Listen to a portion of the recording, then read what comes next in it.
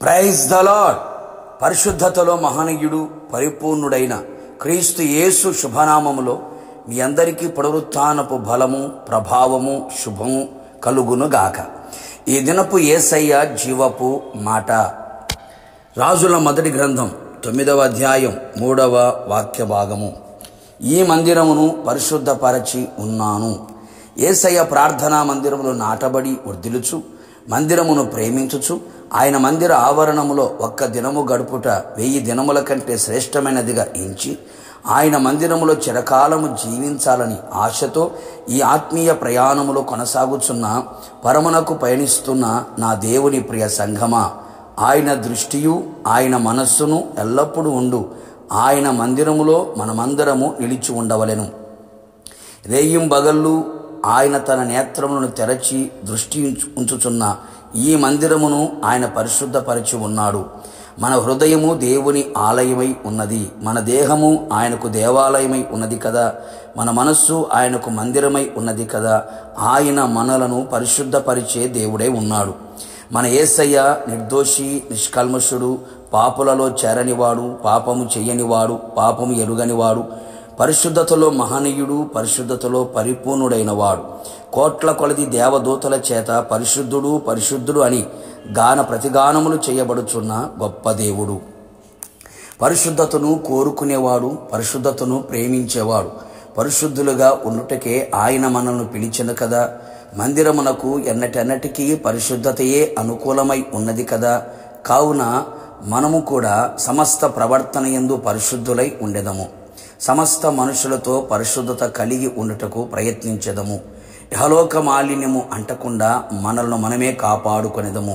హృదయశుద్ధి గలవారమై దేవునిని చూచెదము. పరిశుద్ధులమై మొదటి పునరుత్థానములో పాలు పొందెదము. ఆయన మనస్సు దృష్టి ఎల్లప్పుడూ మన మీద నిలిచి ఉండునట్లు, మన ప్రార్థనలన్నీ ఆయన ఆలకించి అంగీకరించి ఆశ్చర్యమైన అద్భుతమైన మహాఘన కార్యములు జరిగించునట్లు పరిశుద్ధపరచబడిన మందిరముగా కనబడెదము.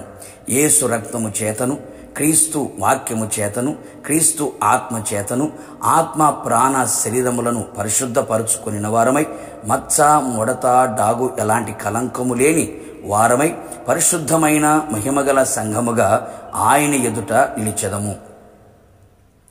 బాహ్యమందు అంతరంగమందు పరిశుద్ధపరచబడిన వారమై నీతిమంతులుగా కనబడెదము. ఆయన ఇచ్చిన వాగ్దానముల ద్వారా దురాశలను అనుసరించుట వలన కలుగు లోకమందున్న భ్రష్టత్వము తప్పించుకొని దేవ స్వభావముల యందు పాలివారమగుదుము.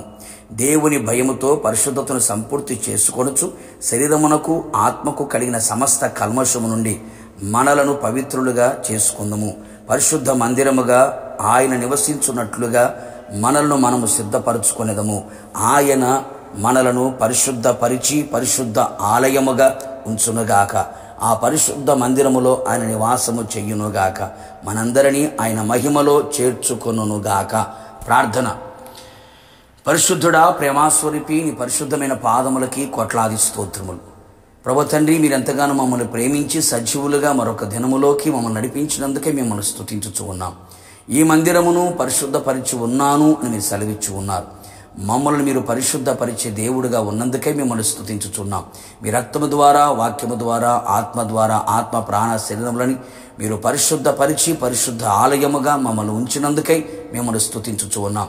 మేము చేయుచున్న ప్రతి ప్రార్థనలను మీరు ఆలకించుచు ఉన్నారు. అలాగే మీ మనస్సు దృష్టి మా మీద ఉంచి ఉన్నారు. అందును బట్టి మీకు స్తోత్రాలు. మీ మహిమగల రాకడ కొరకు మమ్మల్ని అందరినీ సిద్ధపరిచి మహిమగల సంఘముగా, పరిశుద్ధమైన సంఘముగా ఎదుట నిలబడేంత వరకు మీ కృప మాకు సహాయము చేయమని, పరిశుద్ధ మందిరముగా మమ్మల్ని తీర్చిదిద్దినందుకై మిమ్మల్ని స్తుతించుచు యేసు నామములో అడిగి పొందుకున్నాము తండ్రి. ఆమెన్. నిశ్చయముగా మీరును మీ కుటుంబ సభ్యులందరూ పరిశుద్ధ మందిరముగా తీర్చబడుదురు గాక. God bless you.